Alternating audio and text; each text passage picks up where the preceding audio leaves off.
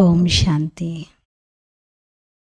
ఈరోజు బాబా మురళిలో మీకేవైతే జ్ఞానరత్నాలు లభిస్తూ ఉన్నాయో ఈ జ్ఞానరత్నాలతో మీరు సంపన్నంగా అయి జన్మ జన్మల సంపాదన చేసుకోవాలి. ఎందుకంటే ఈ చదువులో చాలా సంపాదన ఉంది అన్నారు. జ్ఞానరత్నాలని ధారణ చేసి విశ్వాధిపతిగా అవ్వాలి. ఈ జ్ఞానరత్నాలు చాలా విలువైనటువంటివి. వీటితో మీ యొక్క రూపము, మీ లోపల ఉన్న సుగంధం రెండు కూడా వికసిస్తాయి అన్నారు. అంటే మీరు జ్ఞానిగా, యోగిగా అయిపోతారు అని చెప్పారు బాబా. ఇది 12th డిసెంబర్ మురళి. మధురమైన పిల్లలు, ఈ చదువు ఏదైతే తండ్రి చదివిస్తూ ఉన్నారో ఇందులో అంతులేని సంపాదన ఉంది. కాబట్టి చదువు మంచి రీతిగా చదువుకుంటూ ఉండండి. లింక్ ఎప్పుడూ తెగిపోకూడదు. మధురమైన పిల్లలు, ఈ చదువు ఏదైతే బాబా చదివిస్తూ ఉన్నారో ఇందులో అంతులేని సంపద ఉంది. కాబట్టి చదువు మంచి రీతిగా చదువుకుంటూ ఉండండి. లింక్ ఎప్పుడూ తెగిపోకూడదు. చాలా గ్యాప్ ఇచ్చారనుకోండి, చాలా కాలం బాబా దగ్గరికి రాకుండా మురళి వినకుండా ఉన్నారనుకోండి, ఇంకా పూర్తిగా ఇంట్రెస్ట్ కూడా తగ్గిపోతుంది. ఆ తర్వాత విన్నా కూడా ఏమీ అర్థం కాదు. అందుకే బాబా నా చదువులో బాగా గ్యాప్ రానివ్వకూడదు. రోజు చదువుకోవాలి. ఇది చాలా చాలా ముఖ్యమైనటువంటిది. ఆత్మకిది భోజనం వంటిది. కాబట్టి భోజనం చాలా రోజులు చేయకపోతే నీరసం వచ్చేస్తుంది, పడిపోతారు, నెమ్మది నెమ్మదిగా మృత్యుకి దగ్గరగా అయిపోతారు. సేమ్ అలాగే ఇంకా ఈ జీవితం నుండి వైదొలుగుతారు, తప్పుకుంటారు, మరణిస్తారు ఇక్కడ. అందుకనే బాబా గ్యాప్ రావద్దు, చాలా లింక్ కట్ అయిపోకూడదు అంటున్నారు. ప్రశ్న: ఎవరైతే వినాశన కాలంలో విపరీత బుద్ధిగా ఉంటారో వారికి మీ యొక్క ఏ విషయం పైన నవ్వు వస్తుంది? ఎవరైతే వినాశన కాలంలో విపరీత బుద్ధిగా ఉంటారో వారికి మీ యొక్క ఏ విషయం పైన నవ్వు వస్తుంది? జవాబు: ఎప్పుడైతే మీరు వినాశన కాలం సమీపిస్తుంది అంటారో అప్పుడు వారికి నవ్వు వస్తుంది. మీకు తెలుసు, తండ్రి ఇక్కడే కూర్చొని ఉండరు కదా. వారి డ్యూటీ పావనంగా చేయటం. ఎప్పుడైతే పావనంగా అవుతారో అప్పుడు ఈ పాత ప్రపంచం వినాశనం అవుతుంది, కొత్తది వస్తుంది. ఈ యుద్ధం ఉన్నదే వినాశనం కోసం. మీరు దేవతగా అయిన తర్వాత ఈ కలియుగి చీచీ సృష్టిలోకి రారింకా. ఓం శాంతి. ఆత్మిక తండ్రి కూర్చొని ఆత్మిక పిల్లలకు అర్థం చేయిస్తున్నారు. పిల్లలు అర్థం చేసుకుంటున్నారు, మేమందరం చాలా తెలివి తక్కువగా బుద్ధిహీనులుగా అయిపోయాము అని. మాయా రావణుడే అలా అవివేకులుగా తయారు చేశాడు. ఇది పిల్లలు అర్థం చేసుకుంటున్నారు. తండ్రి అయితే తప్పనిసరిగా రావాల్సిందే. ఎందుకంటే ఒక్కరి పిలుపు కాదు, ఇన్ని లక్షల కోట్ల మంది ఆత్మల యొక్క పిలుపులు నడుస్తున్నాయి. అందరూ భగవంతుని తండ్రిని రమ్మని పిలుస్తున్నారు. మరి రాకుండా ఎలా ఉంటారు? తన పిల్లల దగ్గరికి రావాల్సిందే. కొత్త సృష్టి స్థాపన కూడా జరిగేదే ఉంది. త్రిమూర్తి చిత్రము ఉంది. బ్రహ్మ ద్వారా స్థాపన, విష్ణు ద్వారా పాలన, శంకరుడి ద్వారా వినాశనము అని. ఎందుకంటే చేసి చేయించేవాడైతే తండ్రే కదా.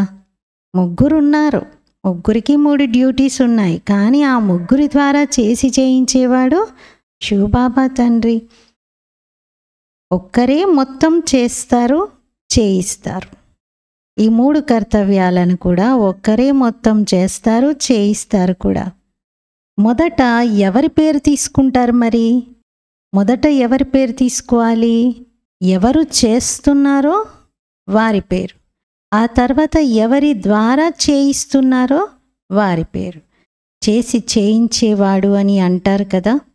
బ్రహ్మ ద్వారా నూతన ప్రపంచం యొక్క స్థాపన చేయిస్తారు. ఇది కూడా పిల్లలైన మీకు తెలుసు. కొత్త ప్రపంచం అది ఇప్పుడు స్థాపన జరుగుతుంది. దానినే దేవీ దేవతల యొక్క ప్రపంచం అంటారు. సత్యయుగంలో దేవీ దేవతలే ఉంటారు.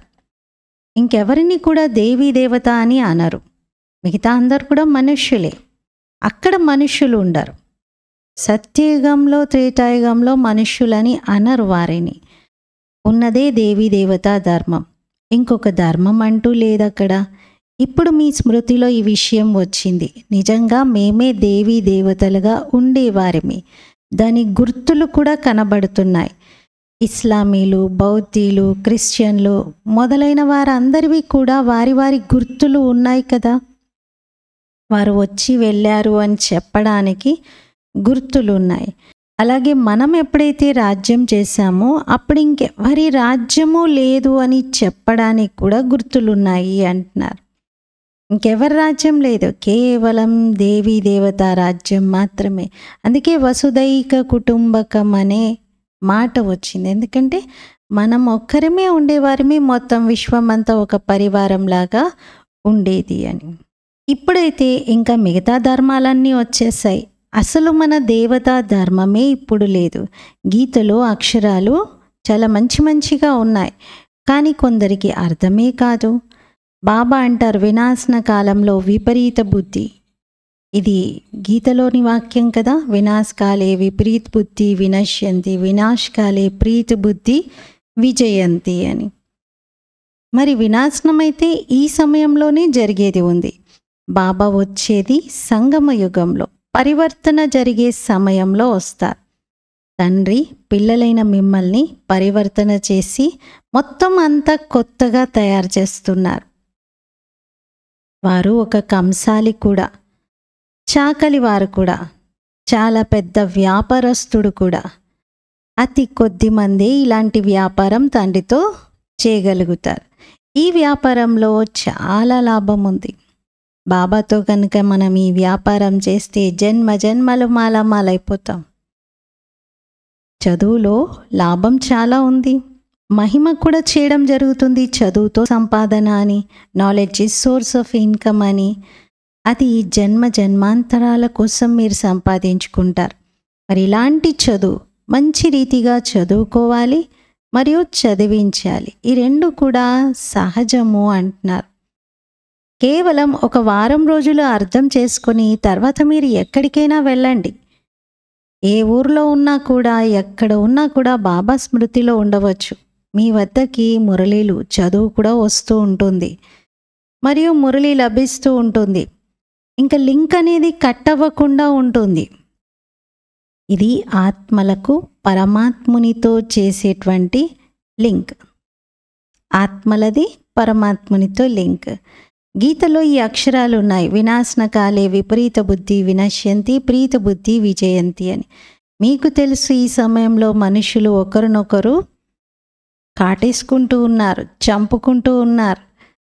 ఎంత క్రోధం ఉంది, వికారాలలో పూర్తిగా మునిగిపోయి ఉన్నారు. వీరిలాంటి క్రోధము, వికారము ఇంకేది కూడా ఉండదు అంటున్నారు. ఇది కూడా గాయనం చేశారు, ద్రౌపదిని పిలిచారు అని. బాబా అర్థం చేయించారు, మీరందరూ ద్రౌపదిలే. భగవాను వాచ. బాబా చెప్తున్నారు, పిల్లలు ఇప్పుడు వికారాల్లోకి వెళ్ళకండి. పిలిచేది అందరు పిలుస్తున్నారు కదా. ఒక ద్రౌపది అంటే మహిళలు మాత్రమే కాదు, అందరాత్మలు ద్రౌపదిలే అంటున్నారు. బాబా అంటారు, నేను మిమ్మల్ని స్వర్గానికి తీసుకెళ్తున్నాను. మీరు కేవలం తండ్రినైన నా స్మృతిలో ఉండండి. ఇప్పుడు ఇది వినాశన కాలం. ఎవరి మాట వినరు, పోట్లాడుకుంటూ యుద్ధం చేసుకుంటూనే ఉంటారు. ఎంత చెప్పినా కూడా వారిని శాంతిగా ఉండండి అని, కానీ శాంతిగా ఉండరు.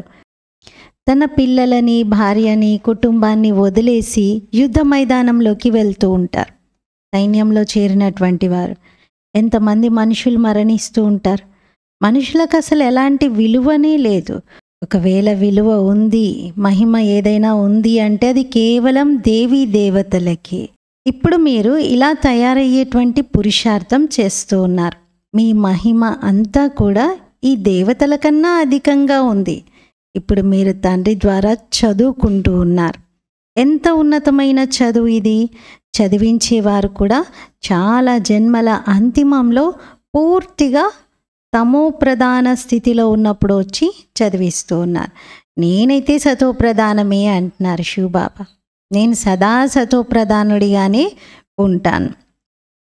బాబా చెప్తున్నారు, నేను పిల్లలకు ఒబీడియంట్ సర్వెంట్గా వచ్చాను. ఆలోచించండి, మీరు ఎంత చీచీగా అయిపోయారో. బాబా వచ్చి మమ్మల్ని వాహవాహగా చేస్తూ ఉన్నారు. భగవంతుడు కూర్చొని మనుషులకు చదివించి ఎంత ఉన్నతంగా తయారు చేస్తున్నారు. బాబా స్వయంగా చెప్తున్నారు, నేను చాలా జన్మల అంతిమంలో మీరందరూ తమో ప్రధానంగా అయినప్పుడు సతో ప్రధానంగా చేయటానికి వస్తాను. ఇప్పుడు నేను మీకు చదివిస్తూ ఉన్నాను. బాబా చెప్తారు, నేను మిమ్మల్ని స్వర్గవాసిగా తయారు చేశాను. మళ్ళీ మీరు నరకవాసిగా ఎలా అయిపోయారు? ఎవరు తయారు చేశారు అలా నరకవాసిగా? గాయనం ఉంది కదా, వినాశనకాలే విపరీత బుద్ధి వినశ్యంతి. ఇప్పటికీ 4 సార్లు చెప్పారు బాబా. అయితే ప్రీతి బుద్ధి విజయంతి. మరి ఎంతెంత ప్రీతి బుద్ధిగా ఉంటారో, అనగా తండ్రి యొక్క స్మృతిలో ఉంటారో, అంతగా మీకే లాభం. యుద్ధ మైదానం కదా ఇది. కొందరికి ఏమీ తెలియట్లేదు. గీతలో అసలు ఎలాంటి యుద్ధం గురించి తెలియజేశారు అనేది తెలుసుకోవట్లేదు. ఇప్పుడు మన ఓఆర్సీలో సాధు సన్యాసుల యొక్క చాలా పెద్ద కాన్ఫరెన్స్ చాలా అద్భుతంగా జరిగింది. అందులో అందరు కూడా ఇదే చెప్పారు, గీతలో చెప్పబడినటువంటిది హింసాత్మకమైన యుద్ధం కాదు. భగవంతుడేమి ఒకరినొకరు చంపుకోండి అని చెప్పేసి గీతా బోధన చెయ్యలేదు. అది అహింసాత్మక యుద్ధమే.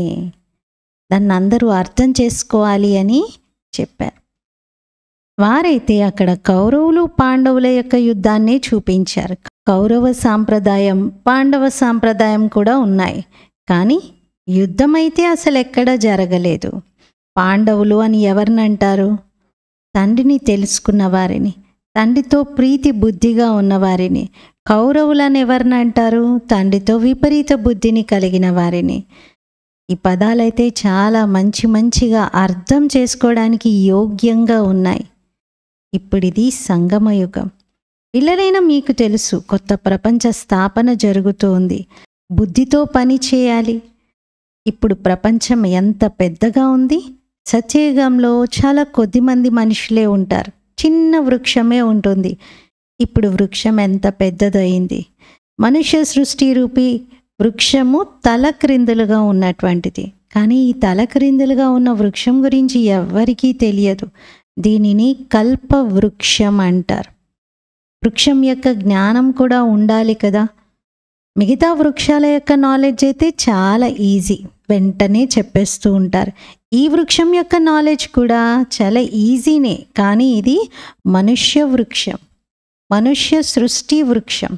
మనుషులకైతే తమ వృక్షం గురించి తెలియదు. మిగతా మొక్కలన్నిటిపైన రీసెర్చ్లు జరుగుతున్నాయి, కానీ మనుష్య సృష్టి వృక్షం గురించి అయితే ఎంత అజ్ఞానంతో ఉన్నారు, అసలు తెలియదు. అంటారు గాడ్ ఈజ్ క్రియేటర్ అని, అంటే భగవంతుడే రచయిత అని. మరి తప్పనిసరిగా భగవంతుడు చైతన్యంగా ఉండి ఉంటారు. వారు సత్యమైన వారు, చైతన్యమైన వారు, జ్ఞాన సాగరుడు. వారికి ఏం మహిమ ఉంది? సచ్చిదానంద స్వరూపుడు అంటారు. వారిలో ఎలాంటి జ్ఞానం ఉంది? ఇదెవరికీ తెలియదు. తండ్రిని బీజం అంటారు. మొత్తం వృక్షానికి వారు బీజరూపుడు, చైతన్యంగా ఉన్నారు. మొత్తం రచన అంతా కూడా వారిదే. బాబా స్వయంగా కూర్చొని అర్థం చేయిస్తూ ఉన్నారు. మనుషులకైతే తమ వృక్షం గురించి తెలియదు. మిగతా అన్ని వృక్షాల గురించి మంచిగా తెలుసుకున్నారు. వృక్షం యొక్క బీజం ఒకవేళ చైతన్యంగా ఉంటే అది మాట్లాడగలుగుతుంది కదా. కానీ ఇక్కడున్నటువంటి వనస్పతి వృక్షాల యొక్క బీజాలన్నీ కూడా జడమైనవి. వాటికి మాటలు రావు, అవి మాట్లాడలేవు, శబ్దం చేయలేవు. ఇప్పుడు మీరు పిల్లలే రచయిత మరియు రచన యొక్క రహస్యాన్ని తెలుసుకున్నారు. వారు సత్యమైన వారు, చైతన్యమైన వారు, జ్ఞానసాగరుడు. చైతన్యంగా ఉన్నారు కాబట్టి మాట్లాడగలుగుతున్నారు. మనుష్య తనువు అన్నింటికంటే ఉన్నతమైనది, అమూల్యమైనదిగా గాయనం చేయబడుతుంది. మొత్తం ప్రపంచంలో ఉన్నటువంటి ప్రాణులందరిలో అతి విలువైనటువంటి వాడిగా పరిగణించేది ఎవరిని? మానవుణ్ణి కదా. మరి దీనికి విలువ బాగా ఉంది మనుష్య శరీరానికి. మరి ఈ బ్రహ్మ శరీరానికి విలువ కట్టగలుగుతారా మీరు? భగవంతుడు ప్రవేశిస్తున్నాడు ఆ శరీరంలో, వారికైతే మీరు వెల కట్టలేరు అంటున్నారు. తండ్రి వచ్చి ఆత్మలకు అర్థం చేయిస్తూ ఉన్నారు. మీరు రూపంగా కూడా ఉన్నారు, బసంతుగా కూడా ఉన్నారు. అంటే మీలో యోగ స్వరూపము ఉంది, జ్ఞాన స్వరూప స్థితి కూడా ఉంది. బాబా జ్ఞాన సాగరుడు. వారి నుండి మీకు రత్నాలు లభిస్తున్నాయి. ఇవి జ్ఞాన రత్నాలు. ఈ జ్ఞాన రత్నాలతో మీకు స్థూలమైన రత్నాలు కూడా చాలా లభిస్తాయి. ఇప్పుడు కాదు, సంగం యుగంలో స్థూలమైన రత్నాలు కాదు, భవిష్యత్తులో లెక్కలేనన్ని స్థూలమైన రత్నాలు లభిస్తూ ఉంటాయి. లక్ష్మీనారాయణల వద్ద చూడండి ఎన్ని రత్నాలు ఉన్నాయో. వజ్ర వైడూర్యాల మెహల్లలోనే ఉంటారు. పేరే స్వర్గం. దానికి మీరు యజమానిగా అయ్యేవారున్నారు. ఎవరైనా పేదవారికి అకస్మాత్తుగా చాలా గొప్ప లాటరీ లభించింది అంటే పిచ్చెక్కిపోతుంది. ఇంకా ఏం చెయ్యాలో తెలియదు. అంత డబ్బును ఏం చెయ్యాలి, ఎప్పుడు చూడలేదు కదా అంత ధనాన్ని. అందుకని ఒక్కసారిగా వాళ్ళకి ఏం చెయ్యాలో అర్థం కాదు. బాబా కూడా చెప్తున్నారు, మీకు విశ్వానికి యజమానిగా అయ్యేటువంటి గొప్ప భాగ్యం లభిస్తుంది. మరి మాయ ఎంత వ్యతిరేకతను ప్రదర్శిస్తుంది. మాయవారిగా అర్ధకల్పం నుండి ఉంటున్నారు కాబట్టి ఇప్పుడు మాయ జట్టు నుండి బయటికి వచ్చేసి ఈశ్వరుడి వారిగా అయ్యారు కాబట్టి మాయ కూడా చాలా వ్యతిరేకతను ప్రదర్శిస్తుంది. ఇక ముందు మీకు అన్ని విషయాలు తెలుస్తూ ఉంటాయి. మాయ ఎంత మంచి మంచి పిల్లలని మింగేసింది, పట్టేసుకుంది, అలా ఒక్కసారిగా తినేసింది. బాబా మొన్న చెప్పారు కదా, పచ్చిగానే తినేస్తుంది. పరిపక్వంగా కానివ్వకముందే పచ్చిగా కొత్త కొత్తల్లో జ్ఞానంలో వస్తుంటేనే లాగేసుకుంటుంది. మీరు సర్పాన్ని చూశారు కదా, సర్పము ఒక కప్పను ఎలా మింగుద్ది?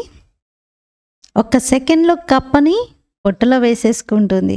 అలాగే మొసలి కూడా తన దగ్గరికి వచ్చినటువంటి ఆ చెరువులో కాలు పెట్టిన వారందరి దగ్గరికి ఎలా వచ్చి పట్టేసుకుంటుంది? నెమ్మదిగా పట్టుకుంటుందా?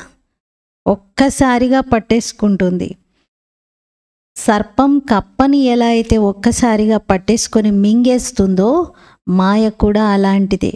పిల్లలపైన విజయాన్ని పొంది పిల్లల్ని పట్టేసుకొని ఒక్కసారిగా సమాప్తం చేసేస్తుంది.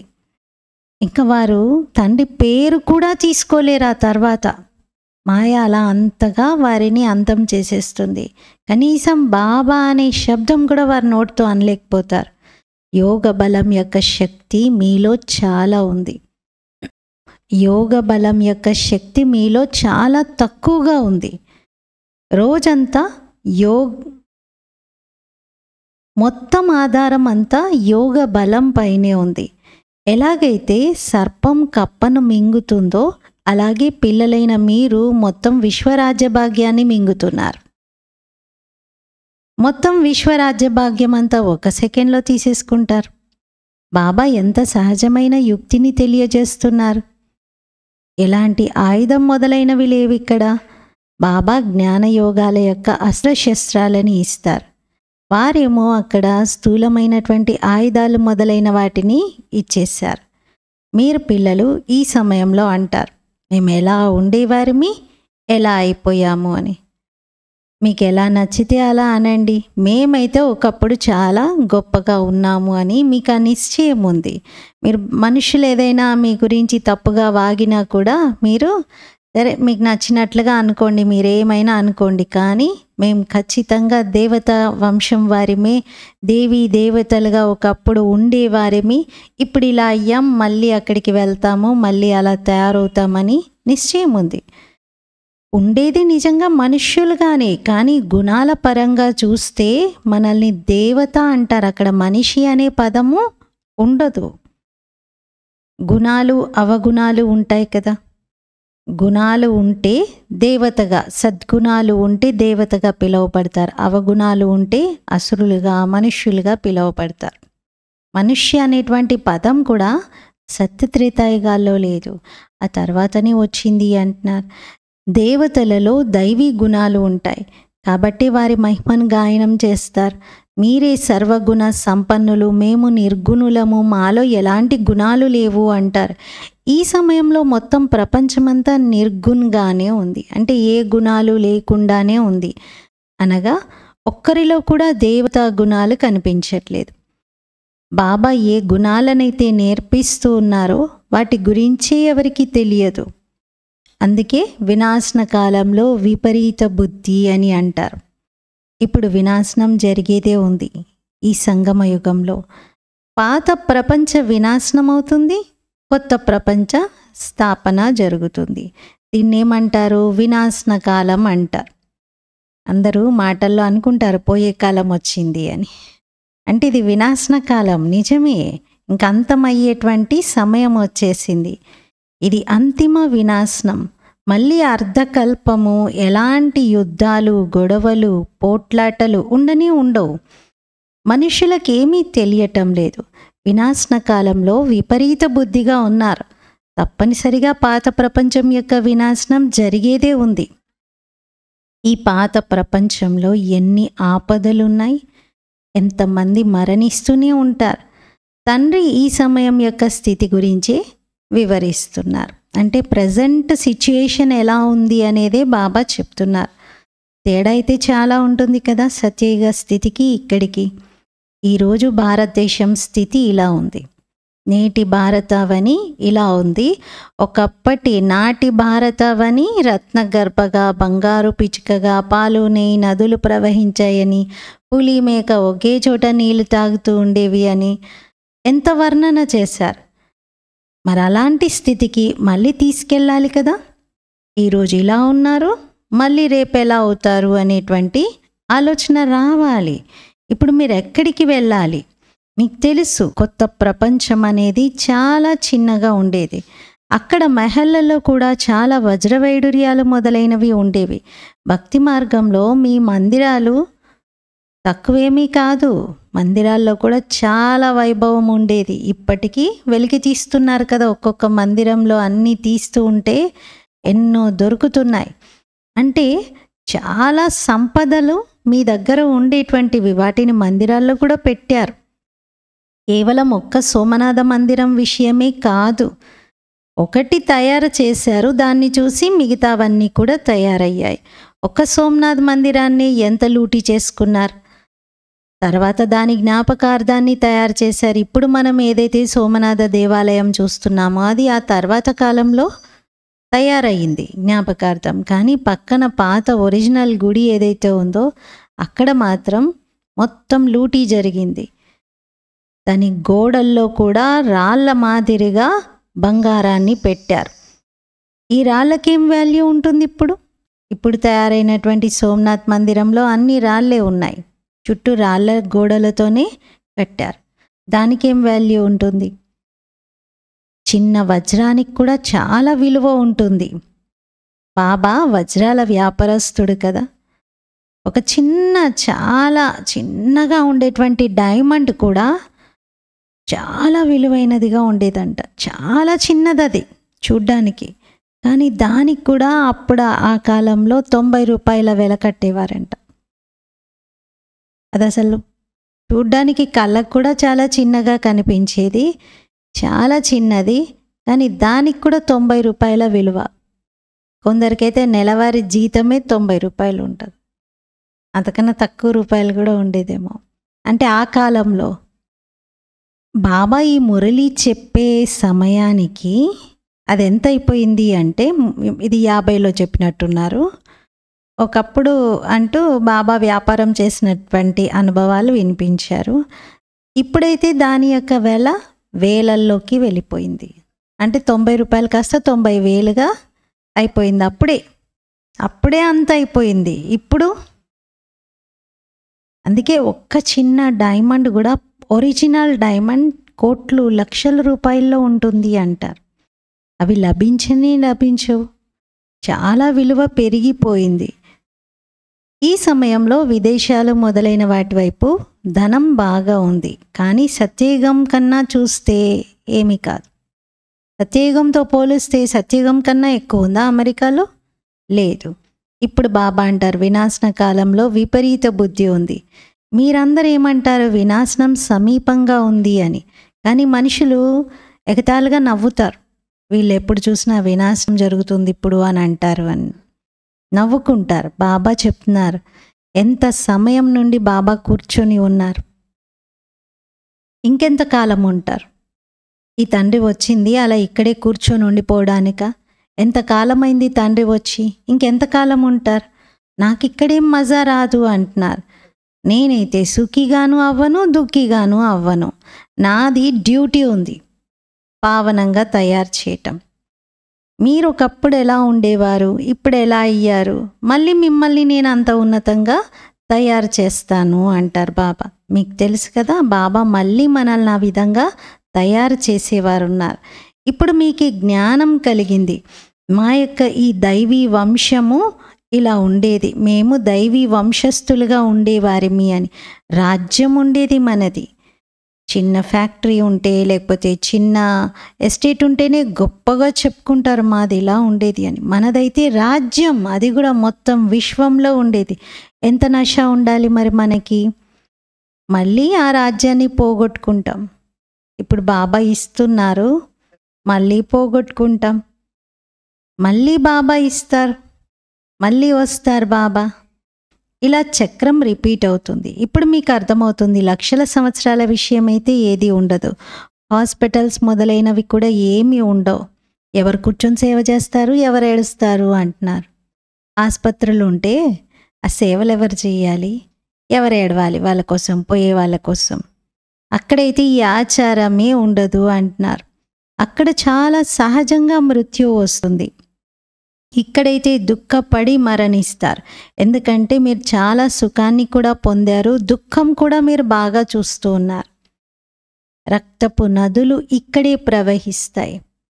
వాళ్ళు అనుకుంటారు ఈ యుద్ధం అంతా శాంతించాలి అని, కానీ అలా శాంతించదు అంటున్నారు. ఏమంటారు? పూర్తిగా వినాశనం జరిగే సమయంలో వేటగాడికేమో పక్షి దొరికింది అనేటువంటి సంతోషం ఉంటుంది, కానీ పక్షికేమో ప్రాణభయం.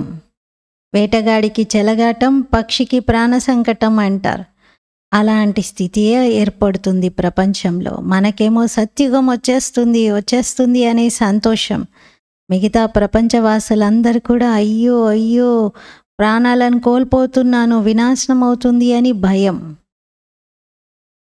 ఈ కలియుగి చీచీ సృష్టిలోకి మీరు మళ్ళీ రారు, మీరు సత్యుగానికి వెళ్తారు. గీతలో భగవాను వాచ ఉంది. వినాశనము చూడండి, స్థాపన చూడండి. సాక్షాత్కారం జరిగింది కదా బ్రహ్మ బాబాకి, రెండిటి సాక్షాత్కారం జరిగింది. ఈ సాక్షాత్కారాలన్నీ అంతిమంలో జరుగుతాయి. ఫలానా వారు ఈ పదవిని పొందుతారు, ఈ సమయంలో వస్తారు అని మొత్తం సాక్షాత్కారంలో చూస్తారు. ఆ సమయంలో ఏడుస్తారు, చాలా పశ్చాత్తాపం చెందుతారు, శిక్షలను పొందుతారు. అదృష్టమంతా చెడిపేసుకున్నాను కదా అని గుండెలు బాదుకొని ఏడుస్తారు. కానీ ఏం చేయగలుగుతారు? 21 జన్మల కోసం లాటరీ లభిస్తుంది. స్మృతిలో అయితే వస్తుంది కదా ఈ విషయం. సాక్షాత్కారం జరగకుండా ఎవరికీ శిక్ష విధించటం అంటూ ఉండదు. ట్రిబ్యునల్ కూర్చుంటుంది. అచ్చా, मीठे मीठे सिकिलते बच्चों प्रति मात पिता बाप दादा का याद प्यार और गुड मॉर्निंग। रूहानी बाप की रूहानी बच्चों को नमस्ते। हम रूहानी बच्चों की रूहानी बाप दादा को याद प्यार गुड मॉर्निंग और नमस्ते। मेरा बाबा मीठा बाबा प्यारा बाबा शुक्रिया बाबा। ధారణ కొరకు ముఖ్య సారము. ఫస్ట్ పాయింట్, స్వయంలో జ్ఞాన రత్నాలను ధారణ చేసి జ్ఞాన యోగ స్వరూపులుగా అవ్వాలి. రూపు బసంత్గా అవ్వాలి అంటే జ్ఞాన యోగ స్వరూపులుగా అవ్వాలి. జ్ఞాన రత్నాలతో విశ్వ రాజ్య భాగ్యం అనే లాటరీని తీసుకోవాలి. సెకండ్ పాయింట్, ఈ వినాశన కాలంలో తండ్రితో ప్రీతి పెట్టుకొని ఒక్కరి స్మృతిలోనే ఉండాలి. అంతిమ సమయంలో పశ్చాత్తాపడేలాంటి, అదృష్టాన్ని చెడిపేసుకునేలాంటి కర్మలేవి చేయకూడదు.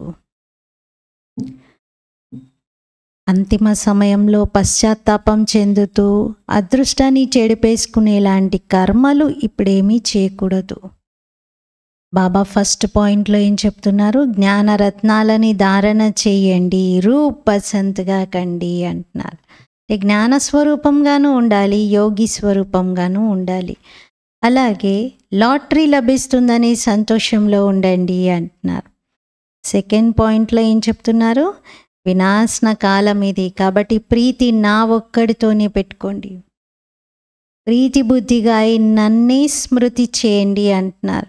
అంతిమంలో ఇంకా ఎందుకు ఇలా చేశాను, అయ్యో అయ్యో అనుకునేలాగా, పశ్చాత్తాపడేలాగా ఇప్పుడు మన కర్మలేమీ ఉండకూడదు. ఎందుకంటే అప్పటికప్పుడు చేసిన వాటితో పశ్చాత్తాపం ఉండదు. చాలా కాలంగా చేసినటువంటి నిర్లక్ష్యము, బద్ధకము, టైం వేస్ట్ చేయడము, దీనితో మనం బాగా ఏడుస్తాం. అయ్యయ్యో నా చేతులారా పోగొట్టుకున్నానే ఇంత భాగ్యాన్ని అని. దీనితోనే మనం బాగా ఏడుస్తాం. నా చేతుల్లో ఉన్నటువంటి దాన్ని నేను చేసుకోలేకపోయాను, నేనంతా పోగొట్టుకున్నాను అని బాధపడతారు. వరదాన్: సదా స్నేహిగా అయి ఎగిరే కల యొక్క వరదానాన్ని ప్రాప్తించుకునేటువంటి నిశ్చిత విజయి, నిశ్చింత భవ. నిశ్చిత విజయి, నిశ్చింత భవ. వివరణ: స్నేహి పిల్లలకు బాప్దాదా ద్వారా ఎగిరే కల యొక్క వరదానం లభిస్తుంది.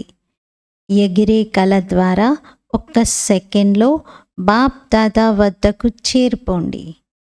అప్పుడు ఎటువంటి స్వరూపంలో మాయ వచ్చినా కానీ మిమ్మల్ని టచ్ చెయ్యదు. టచ్ చేయడానికే ఉండదు ఇంకా మాయకు. ఎందుకంటే మీరు ఎగురుతున్నారు. ఒక దగ్గర ఉంటే మిమ్మల్ని టచ్ చేయవచ్చు.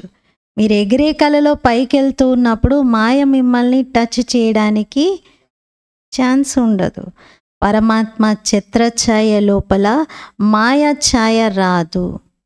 స్నేహము శ్రమను కూడా మనోరంజనంగా పరివర్తన చేసేస్తుంది.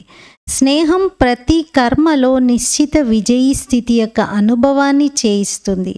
స్నేహి పిల్లలు ప్రతి సమయం నిశ్చింతంగా ఉంటారు. స్నేహి పిల్లలు ప్రతి సమయంలో నిశ్చింతంగా ఉంటారు. స్లోగన్: కొత్తదేమీ లేదు, నథింగ్ న్యూ అనే స్మృతితో సదా అచలంగా ఉండండి. అప్పుడు సంతోషంతో నాట్యం చేస్తూ ఉంటారు. నథింగ్ న్యూ, కొత్తదేమీ లేదు అనే స్మృతితో సదా అచలంగా ఉండండి. అప్పుడు సంతోషంతో నాట్యం చేస్తూ ఉంటారు. రేపేం జరుగుతుందో ఏమవుతుందో తెలియని వారు భయపడతారు. మనకన్నీ తెలుసు కదా, నథింగ్ న్యూ, కొత్తదేమీ లేదు, గతంలో జరిగిందే జరుగుతుంది. కాబట్టి మనం అచలంగా స్థిరంగా ఉంటాం. మనకేది సస్పెన్స్ లాగా, ఏది ఆశ్చర్యం కలిగించేలాగా ఉండదు. అన్నీ బాబా ముందుగానే చెప్పేస్తున్నారు. Nothing new. అందుకే మనం సంతోషంతో డాన్స్ చేస్తూ ఉంటాం. కానీ తెలియని వాళ్ళు ఏమవుతుందో, ఏం జరుగుతుందో, గాబరా, ఆందోళన, కంగారు ఇవన్నీ ఉంటాయి.